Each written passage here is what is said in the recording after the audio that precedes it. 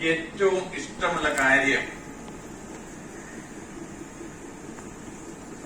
ഒത്തിരി ഓർമ്മകൾ പകരുന്നതാണ്. ഒന്നാമത്തെ ഓർമ്മ, യേശു പിറന്നു എന്ന് പറയുന്ന ആ സ്ഥലത്ത് ബേത്ലഹേമില് ഞാൻ ചെന്ന് ആ ഈശോ ജനിച്ച ആ സ്ഥലത്ത് എന്റെ തല വെച്ച് കിടന്ന ഒരു ഓർമ്മയാണ്. ഒരു നക്ഷത്രമൊക്കെയുണ്ട് അവിടെ. നക്ഷത്രം മനോഹരമാണ് അത് കാണാനായിട്ട്. ആ ഉണ്ണീശു പറഞ്ഞ അവിടെ കുറെ കച്ചികളൊക്കെ കിടപ്പുണ്ട്. ഏതായാലും ഞാനിങ്ങനെ ചിന്തിക്കും, ദൈവമേ, എനിക്ക് എവിടുന്നാണ് ഈ ഭാഗ്യം ലഭിച്ചത്? എനിക്കൊരു ഭാഗ്യമാണത്. ദൈവത്തിന്റെ തന്നെയാണ്. ഞാൻ ദൈവത്തിന് വേണ്ടി ഒരു പുരോഹിത ശുശ്രൂഷ ചെയ്യുവാൻ എന്റെ ജീവിതം ഞാൻ മാറ്റിവെച്ചപ്പോൾ ദൈവം നമുക്ക് ഒത്തിരി കാര്യങ്ങൾ ചെയ്തു തരികയാണ്. ഒരു സ്ഥലത്തും എന്നെ ഏറ്റവും ആദ്യം സ്പർശിക്കുന്ന കാര്യം, ഒരു സ്ഥലവും നമുക്ക് കിട്ടിയില്ല എന്ന് വിചാരിക്കെ നമുക്ക് ദൈവം ഒരു സ്ഥലം ഒരുക്കി തരും. അത് ഇന്നും എന്നും ഉള്ള എന്റെ വലിയ വിശ്വാസമാണ്.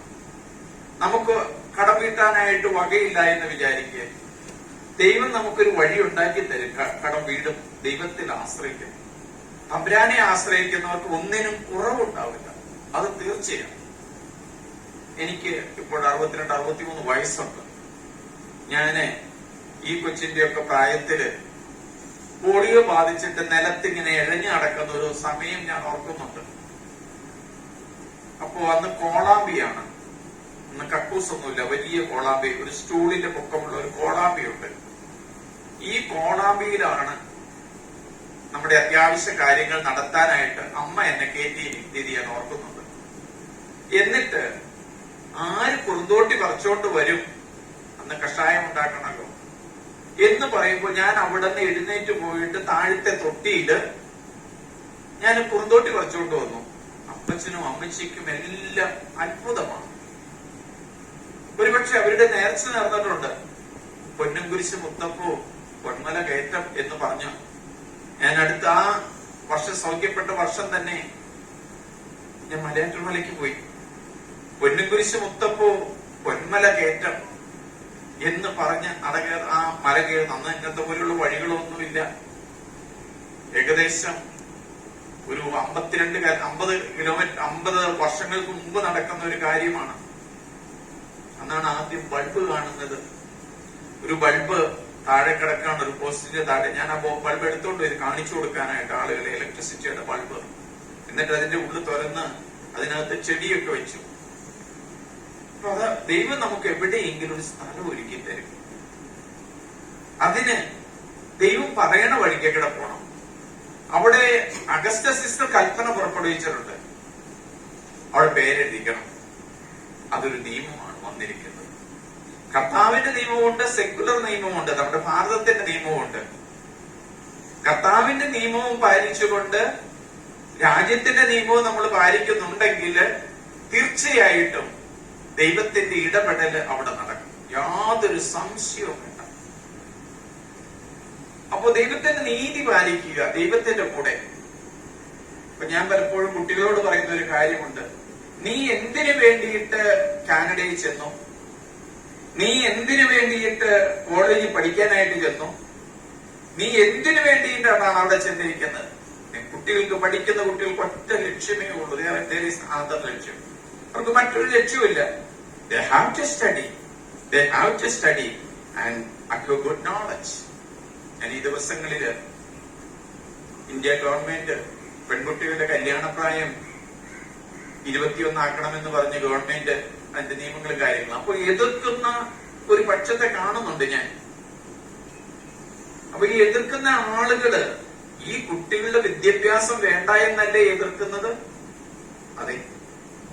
കുട്ടികള് കൊല്ലത്ത് ഞാൻ ഒത്തിരി പ്രാവശ്യം പോവുകയും അവിടുത്തെ കുട്ടികളെ IAS-ഉം MBBS-ഉം ഒക്കെ പാസ്സാക്കാനായിട്ട് ഞാൻ പരിശ്രമിക്കുകയും ചെയ്തിട്ടുണ്ട്. അവിടെ ആളുകള് ഇങ്ങനെ ചിന്തിക്കും, 18 വയസ്സാകുമ്പോൾ എന്റെ മോളെ അയക്കണം എന്നാണ് അവിടെ പറയുക. 18 വയസ്സാകുമ്പോൾ അതിനു വേണ്ടിയിട്ട് അവർ നോക്കിയിരിക്കും. ഈ കൊച്ചിന് 18 വയസ്സാകുമ്പോൾ ആരുടെയെങ്കിലും തലയെ പിടിച്ചു കൊടുക്കും. അവന്റെ വയസ്സോ അവന്റെ ജോലിയോ ഒന്നും അറിയില്ല. ഈ 18 വയസ്സുള്ള കൊച്ച്, അതായത് +2 പഠിച്ചൊക്കെ കഴിഞ്ഞു കഴിയുമ്പോഴത്തേക്ക് കൊച്ചിന് വിടുക. ആ പ്രായത്തില് വിട്ടുകഴിഞ്ഞാൽ ഒരു ഗർഭം ധരിക്കും, അവരുടെ പഠനം നിന്നും ഒരു കുടുംബജീവിതം അവരതിനകത്തേക്ക് ഒരു ഭാരിച്ച ചുമതല അവരുടെ തലത്തിലെടുക്കുക. അപ്പൊ പണ്ടത്തെ കാലമല്ല ഇന്നത്തെ കാലം. ഇന്നത്തെ കാലത്തില് നമ്മൾ ക്രിസ്മസ് ആഘോഷിക്കുന്നത്, ഉണ്ണീശോ പിറന്നത് പുൽക്കൂട്ടിലാണെങ്കിൽ നമ്മുടെ മക്കള് ജനിക്കുന്നത് ആശുപത്രിയിലായിരിക്കാം, വീട്ടിലായിരിക്കാം, എവിടെയെങ്കിലും ആയിരിക്കട്ടെ, ഒരു സ്ഥലം നമുക്ക് ഒരുക്കി തരും. ഒരു സ്ഥലം എന്തോ ഒരു കടമുണ്ടേലും വീട്ടാനായിട്ട് ദൈവം ഒരു മാർഗം ഒരുക്കി തരും. ഞാൻ ഇങ്ങോട്ട് പോരുന്ന അവസരത്തില് ചിന്തിച്ചു, കർത്താവെ, ഞാൻ എന്താണ് ഈ ക്രിസ്മസിന് സന്ദേശം നൽകേണ്ടത്?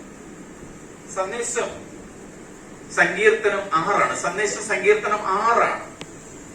ഞാൻ ഈ ക്രിസ്മസ് കാലഘട്ടത്തില് അല്ലെങ്കിൽ ഈ ഒരു 1.5 മാസം കൊണ്ട് ഒരു 10,000 പ്രാവശ്യമെങ്കിലും ഈ സങ്കീർത്തനം ഞാൻ ചൊല്ലിയിട്ടുണ്ട്. ഈ 6 സങ്കീർത്തനത്തിന്റെ പ്രത്യേകത ദാവീദ് എഴുതിയതാണ്. ഏത് അവസരത്തിൽ ദാവീദ് എഴുതി എന്ന് നമുക്കറിയില്ല. സങ്കീർത്തനം തുടങ്ങുന്നത് ഇങ്ങനെയാണ്: കർത്താവെ, കോപത്തോടെ എന്നെ ശകാരിക്കരുതേ, ക്രോധത്തോടെ എന്നെ ശിക്ഷിക്കരുതേ. കർത്താവെ, ഞാൻ തളർന്നിരിക്കുന്നു, എന്നോട് കരുണ തോന്നണമേ. കർത്താവെ, എന്റെ അസ്ഥികൾ ഇളകിയിരിക്കുന്നു, എന്നെ സുഖപ്പെടുത്തണമേ. എന്റെ ആത്മാവ് അത്യന്തം അസ്വസ്ഥമായിരിക്കും. കർത്താവെ, എത്ര നാൾ എന്റെ ജീവൻ രക്ഷിക്കാൻ വരണമേ. അങ്ങയുടെ കാരുണ്യത്താൽ മോചിപ്പിക്കണമേ. കരഞ്ഞു കരഞ്ഞു ഞാൻ തളർന്നു, കണ്ണുനീരുകൊണ്ട് എന്റെ എന്റെ തലയിണ ഞാൻ നനച്ചു. കണ്ണീരുകൊണ്ട് എന്റെ കിടക്ക ഞാൻ കുതിർത്തി. ദുഃഖത്താൽ എന്റെ കണ്ണുകളിൽ വന്നു, ശത്രുക്കൾ നിമിത്തം അത് ക്ഷയിക്കുന്നു. കർത്താവ് എന്റെ പ്രാർത്ഥനയായി കർത്താവിന്റെ യാചന ശ്രവിക്കുന്നു. കർത്താവിന്റെ പ്രാർത്ഥന കൈക്കൊള്ളുന്നു. അധർമ്മികളെ, നിങ്ങളിൽ നിന്ന് അകന്നു പോകുവിൻ. കർത്താവിന്റെ പ്രാർത്ഥന കേട്ടിരിക്കുന്നു. 10 വചനം മാത്രമുള്ള ഒരു സങ്കീർത്തനം. നിങ്ങൾ എത്ര പേർക്ക് ഈ സങ്കീർത്തനം അറിയാമെന്ന് എനിക്കറിയില്ല.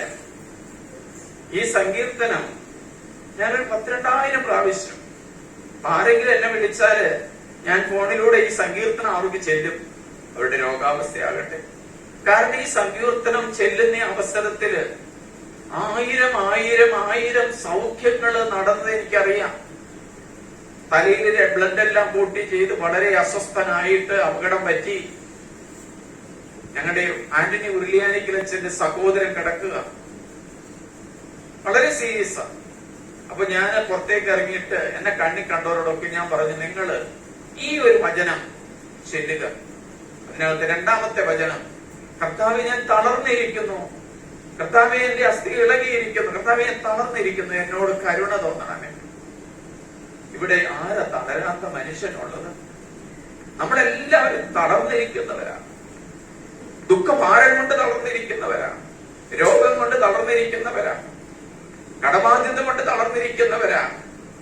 ആ തളർന്നിരിക്കുന്ന അവസരത്തില് കർത്താവിന്റെ തിരുമുമ്പില്, കുരിശിന്റെ മുമ്പിൽ നിന്ന് നമുക്ക് പറയാൻ പറ്റുമോ, കർത്താവേ, തളർന്നിരിക്കുന്നു, എന്നോട് കരുണ തോന്നണം. തളരുന്നതിന് എന്തെങ്കിലും കാരണമാകട്ടെ. ദാവീദിന്റെ ജീവിതത്തിൽ നമുക്കറിയാം, ദാവീദ് ഒരു ആട്ടിടയനായിരുന്നു. ദാവീദ് ഈ ആട്ടിടയനാണ് ദാവീദിനെ ദൈവമാണ് തിരഞ്ഞെടുക്കുന്നത് ഇസ്രായേലിന്റെ രാജാവാകുവാൻ. ആ രാജാവാകാൻ തിരഞ്ഞെടുത്തപ്പോ സാവൂള് അദ്ദേഹത്തെ കൊല്ലാൻ പരിശ്രമിക്കുന്ന ചരിത്രം നമുക്കറിയാം. സ്വന്തം മകൻ അബ്സോലം കൊല്ലാൻ പരിശ്രമിക്കുന്ന സമയം നമുക്കറിയാം. ബത്ശേബയുമായി പാപം ചെയ്ത് അനുദപിക്കുന്ന ദാവീദിനെ നമുക്കറിയാം. അതുകൊണ്ട് ഈ സങ്കീർത്തനം 5 ഏത് അവസരത്തിൽ എഴുതിയതാണെന്ന് നമുക്ക് പറയാൻ പറ്റില്ല. ഏത് അവസരം, ഈ 4 കാര്യങ്ങളും അതിനകത്ത് വരുന്നുണ്ട്. കർത്താവെ, ഞാൻ തളർന്നു. ആ സങ്കീർത്തനം ആരംഭിക്കുന്നത്, കർത്താവെ, കോപത്തോടെ എന്നെ ശകാരിക്കരുത്, ക്രോധത്തോടെ എന്നെ ശിക്ഷിക്കരുത്. കർത്താവെ, കോപത്തോടെ എന്നെ ശകാരിക്കരുത്. ഒരു മനുഷ്യന്റെ ഈ ആദ്യത്തെ വചനം മനസ്സിലാക്കണമെങ്കിൽ ധൂർത്തപുത്രന്റെ ഉപമയിലേക്ക് നമ്മൾ പോകണം. ധൂർത്തപുത്രനെല്ലാം നശിപ്പിച്ചു, പിതാവ് കൊടുത്ത പൈസയെല്ലാം നഷ്ടപ്പെടുത്തി, അവനവിടുന്ന് ഒളിച്ച് കടന്നു കളഞ്ഞു. പക്ഷേ അവസാനം ദൈവം ഒരു വഴി ഒരുക്കി കൊടുത്തു.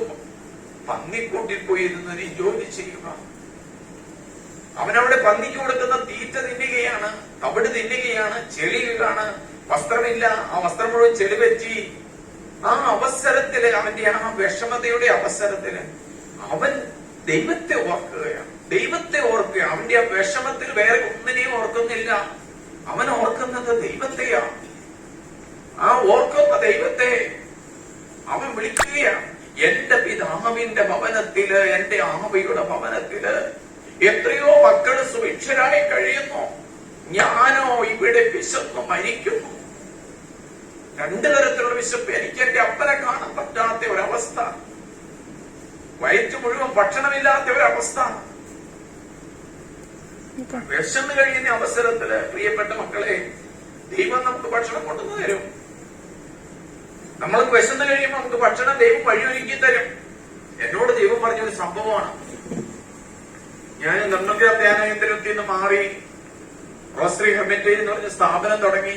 അപ്പൊ ഇവിടുന്ന് ഭക്ഷണം കിട്ടും. അപ്പോൾ നീ കാക്കകളെ ഏൽപ്പിച്ചിട്ടുണ്ട്. രണ്ടാമത്തെ ദിവസം കർത്താവ് പറഞ്ഞു വിധവകളെ ഏൽപ്പിച്ചിട്ടുണ്ട്. ഇന്നും എന്നും അത് തന്നെയാണ്. ദൈവം തന്റെ വാക്കിൽ വിശ്വസ്തനാണ്. ഇപ്പൊ എന്റെ അവിടെ ചെന്ന് കഴിഞ്ഞാൽ ഫ്രിഡ്ജിനകത്ത് ധാരാളം കറിയിരിപ്പുണ്ട്, ധാരാളം ചോറിരിപ്പുണ്ട്, ധാരാളം പഴയിരിപ്പുണ്ട്. ദൈവം എല്ലാം ഒരുക്കി തന്നേക്കുക. ദാവീദ്, ആ ഒരു മനുഷ്യൻ പറയുകയാണ്, ആ കൊച്ചു പറയുകയാണ്, ആ ചെറുപ്പക്കാരൻ പറയുകയാണ്, എന്റെ പിതാവിന്റെ ഭവനത്തിൽ എത്രയോ മക്കള് സുഭിക്ഷമായി കഴിയുന്നു, ഞാനോ ഇവിടെ വിശന്നു മരിക്കുന്നു. ഞാൻ എഴുന്നേറ്റ് ചെന്ന് എന്റെ പിതാവിന്റെ പക്കൽ പറയും, പിതാവേ, അങ്ങേക്കെതിരായും സ്വർഗത്തിനെതിരായി ഞാൻ പാപം ചെയ്തു പോയി.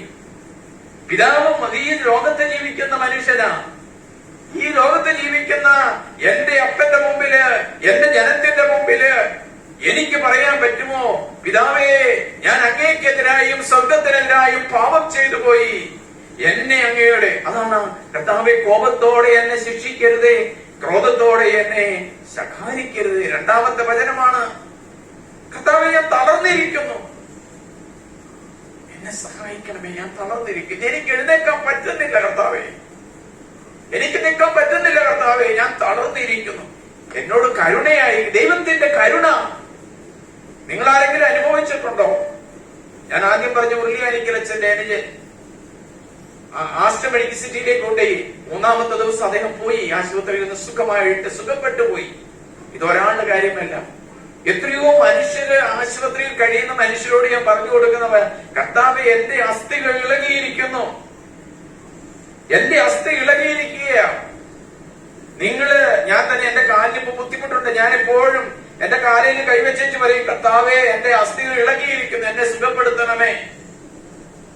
വേദനയുണ്ട്, വിഷമമുണ്ട്, ദുഃഖമുണ്ട്. ഈ കർത്താവ് വചനം കേൾക്കുക, കർത്താവ് വചനം കേൾക്കുകയാണ്. കർത്താവേ, എന്റെ അസ്ഥികൾ ഇളകിയിരിക്കുന്നു, എന്നെ സുഖപ്പെടുത്തണമേ. മൂന്നാമത്തെ വചനം, എന്റെ ആത്മാവ് അത്യന്തം അസ്വസ്ഥമായിരിക്കുന്നു. കർത്താവേ, എത്ര നാൾ എന്റെ ആത്മാവ് എന്തുകൊണ്ട് അസ്വസ്ഥമായിരിക്കുന്നു?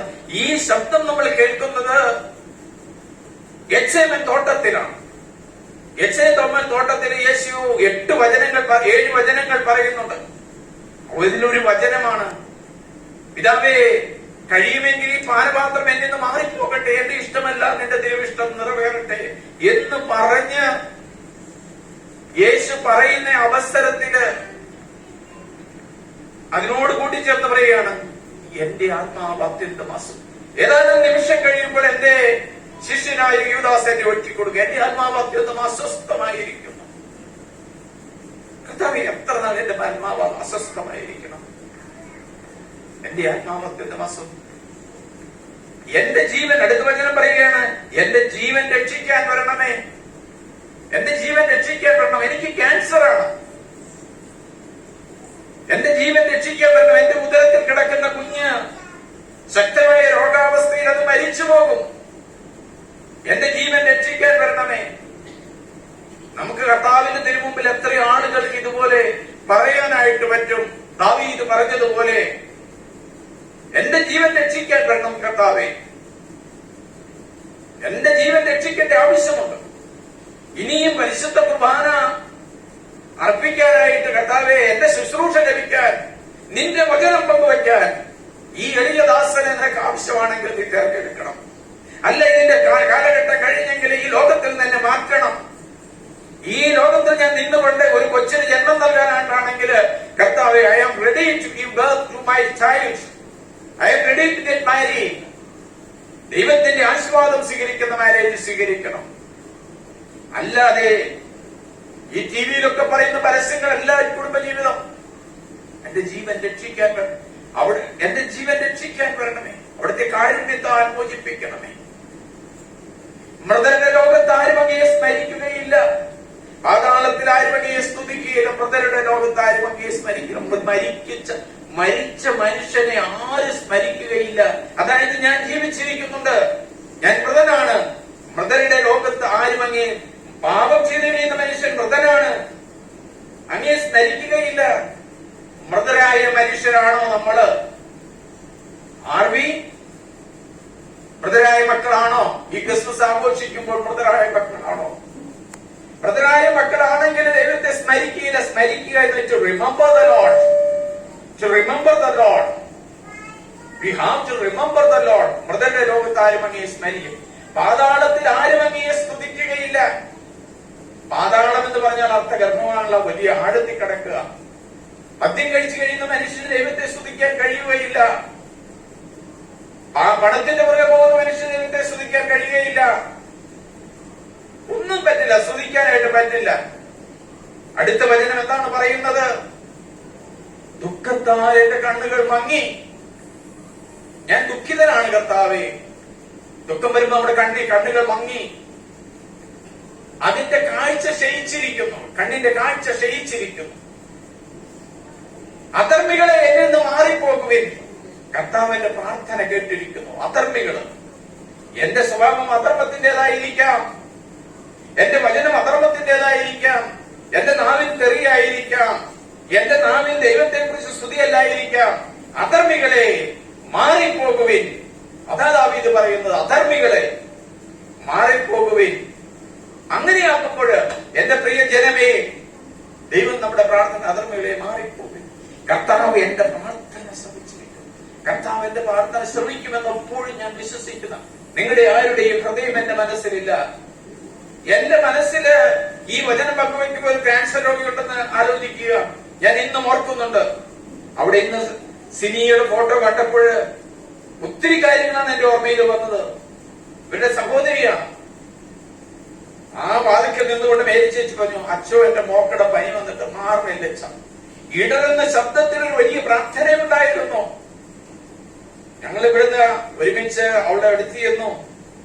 പിന്നീട് അവൾക്ക് ഒരു കൊച്ചും കൂടിയും അവൾ ഗർഭം ധരിച്ചു, അതിന് ജന്മം നൽകി. എന്തെങ്കിലും ആകട്ടെ, അധർമ്മികളെ എന്നിൽ നിന്ന് മാറിപ്പോയി. കർത്താവ് എന്റെ പ്രാർത്ഥന, കർത്താവ് എന്റെ യാചന ശ്രമിക്കുന്നു. എന്റെ യാചന കർത്താവിനോട് യാചിക്കുക. എനിക്കൊരപ്പം താട്ട്, എനിക്കൊരു ഗ്ലാസ് വെള്ളം താട്ട്. കർത്താവ് എന്റെ യാചന ശ്രമിക്കുക. എന്റെ ആവശ്യമുള്ള യാചിക്കണം, ഒരു ഭിക്ഷക്കാരനെ പോലെ. അടുത്ത വചനം എന്താണ് പറയുന്നത്? കർത്താവിന്റെ പ്രാർത്ഥന കൈക്കൊള്ളുന്നു. ഇത് ഇന്ന് എന്നും നടക്കും. കർത്താവ് എന്റെ പ്രാർത്ഥന കൈക്കൊള്ളുന്നു. ക്രിസ്മസിന് ഒരുങ്ങുന്ന ഇന്ന് 18 6 ദിവസം കൂടി കഴിഞ്ഞാൽ ക്രിസ്മസിന്റെ ആഘോഷം നമ്മള് അടിച്ചു പൊളിക്കും. നല്ലത് തന്നെ, കുഴപ്പമില്ല. പിള്ളേർക്ക് കൊടുക്കണം, ഭക്ഷണം കൊടുക്കണം, ഉണ്ണീശ്വരിയെ കാണിച്ചു കൊടുക്കണം, നക്ഷത്രങ്ങൾ വാങ്ങിക്കൊടുക്കണം. ഞാൻ കൊടുക്കുന്ന നക്ഷത്രങ്ങളിലും ഞാൻ കൊടുക്കുന്ന വചനത്തിലും ദൈവം ഉണ്ടാകണം. ചെറുപ്പം മുതൽ ഞാൻ ചെല്ലുന്ന ഒരു സങ്കീർത്തനമുണ്ട്. സങ്കീർത്തനമല്ല, ഒരു വചനം സിസ്റ്റർ ലൂസിയമ്മ പഠിപ്പിച്ചത്. പ്രാർത്ഥന ഇതാണ്: കുളിരാൻ വിറയ്ക്കുന്ന കുഞ്ഞിന്റെ ഈശ്വരിയെ ഞാൻ അങ്ങേ മുത്തുന്നു. ഈ ക്രിസ്മസിന്റെ കാലഘട്ടത്തില് എത്ര അമ്മമാര് കൊച്ചുങ്ങൾക്ക് ഒരു ക്രിസ്മസിന്റേതായ ഒരു സുഗന്ധ ജപം ചൊല്ലിക്കൊടുത്തു. ഞങ്ങളുടെയൊക്കെ വീട്ടില് ക്രിസ്മസ് ആരംഭിക്കുമ്പോൾ 40 ഒരു സ്വർഗസ്വനായ പിതാവും 10 നന്മ പറയും ശ്രീതസ്തുതിയും ചൊല്ലി അങ്ങനെ 40 നന്മ നിറഞ്ഞു പറയും ചെല്ലുന്ന ഒരു കാലഘട്ടം ഉണ്ടായിരുന്നു. ഇന്നലെ ഞാൻ രാത്രി ഒത്തിരി വൈകി. ഇങ്ങോട്ട് വരാനുള്ളത് കൊണ്ട് വണ്ടി കുറച്ച് നന്നാക്കണമായിരുന്നു. വരാൻ താമസിച്ചപ്പോൾ റോഡിലൂടെ നടന്നുകൊണ്ട് ഈ നന്മ നിറഞ്ഞു പറയുമേ പ്രാർത്ഥന ചെല്ലുകയായിരുന്നു. തമ്പുരാൻ നമ്മെ ഉപേക്ഷിക്കില്ല. ദൈവം നമ്മുടെ കാര്യങ്ങൾ കേൾക്കും. അതിനു വേണ്ടിയിട്ടാണ് എമ്മാനുവേൽ, ദൈവം നമ്മോട് കൂടെ. എമ്മാനുവേൽ നമ്മോട് കൂടെ. ഇന്നലെ എന്നെ കാണാനായിട്ട് ഒരു ചേച്ചി ഊന്നുകലിൽ നിന്ന് വന്നിരുന്നു. ആ ചേച്ചി നന്മഗ്രാം ധ്യാന കേന്ദ്രത്തിൽ വന്നു 2006 വന്ന് എന്നെ കണ്ടേച്ചു പോയിട്ട് അപ്പൊ എന്നോട് പറഞ്ഞു, അച്ഛൻ എനിക്ക് 3 പെമ്മക്കളുണ്ട്, എനിക്ക് ഒരു ആൺകൊച്ചിനെ വേണം. അവനുണ്ടാവും. ഞാൻ അങ്ങ് കടന്നുപോയി. ഒറ്റവാക്കേ പറഞ്ഞോളൂ, അവനുണ്ടാവും. പക്ഷെ അവൾക്കുള്ളിൽ വിഷമ, അവളെ കൂടുതലായിട്ട് അച്ഛൻ ശ്രദ്ധിച്ചിട്ടില്ലോ. ഇങ്ങനെയുള്ള കുറെ കംപ്ലൈന്റ് ആയിരുന്നു. അവളുടെ അടുത്തിരുന്ന ധ്യാനം നടന്നുകൊണ്ടിരിക്കുമ്പോ 25-ാം തീയതി ധ്യാനം നടന്നുകൊണ്ടിരിക്കുമ്പോൾ ഒരു ചേച്ചിയുടെ അടുത്തിരുന്ന് വർത്താനം ഇങ്ങനെ എന്തോ പറഞ്ഞിരുന്നു. അപ്പൊ ആ സ്മൃതി പറയുക, സണ്ണിയച്ഛൻ അങ്ങനെ പറഞ്ഞിട്ടുണ്ടോ, മോള് പേടിക്കേണ്ട, നിനക്ക് ആൺകുച്ചി തന്നെ കിട്ടുമെന്ന് പറഞ്ഞു. സണ്ണിയച്ഛൻ അങ്ങനെ പറഞ്ഞു. ഞാൻ ആ ദൈവമൊന്നും അല്ല, ഞാൻ പാവച്ചനാണ്,